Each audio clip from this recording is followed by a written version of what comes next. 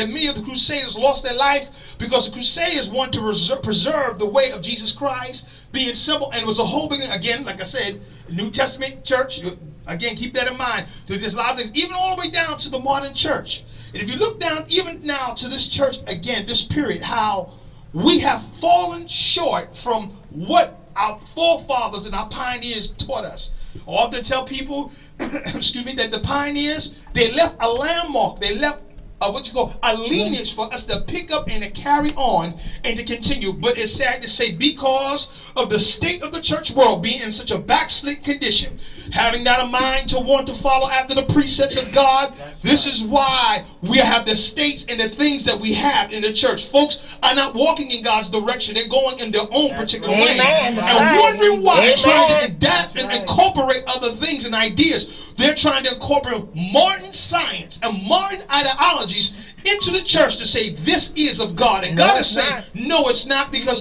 don't you know the old church did not have as many problems that we had. And again, I wanted to go again with history. Now, along with the 7 periods of church history, also in Revelation chapter 1 and 2 and part of 3, it tells us about the 7 churches in church history.